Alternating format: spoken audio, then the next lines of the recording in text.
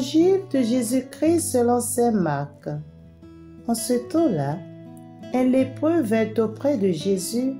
Il le supplia et tombant à ses genoux lui dit, « Si tu le veux, tu peux me purifier. » Saisi de compassion, Jésus étendit la main, le toucha et lui dit, « Je le veux, sois purifié. » À l'instant même, la lèpre le quitta et il fut purifié. Avec fermeté, Jésus le renvoya aussitôt en lui disant, « Attention, ne dis rien à personne, mais va te montrer au prêtre et donne pour ta purification ce que Moïse a prescrit dans la loi. Cela sera pour les gens un témoignage. » Une fois sorti, cet homme se mit à proclamer et à répandre la nouvelle, de sorte que Jésus ne pouvait plus entrer ouvertement dans une ville, mais restait à l'écart, dans des endroits déserts. De partout, cependant, on venait à lui. Acclamons la parole de Dieu. Louange à toi, Seigneur Jésus.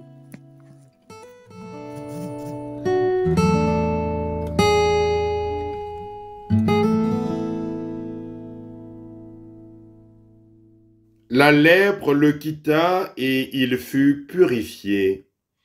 Chers frères et sœurs, chers abonnés de 3 minutes d'évangile, bonjour.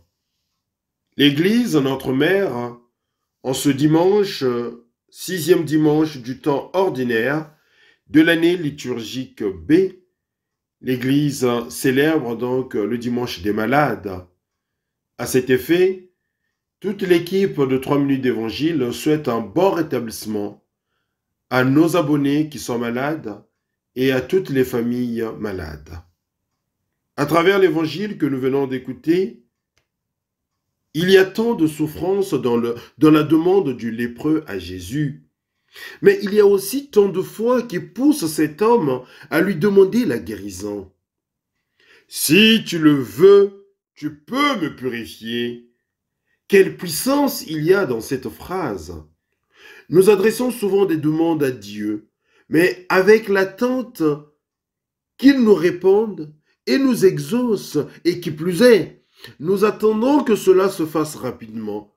Habitués que nous sommes à notre société de consommation qui demande, consomme et ne rend pas grâce. Le lépreux ne se comporte pas comme un consommateur qui veut toujours avoir raison, mais se confie totalement à la volonté de Jésus. C'est cet abandon total qui émeut les entrailles du Christ, qui émeut le cœur de Dieu de compassion. Jésus-Christ est venu dans le monde pour sauver tout homme.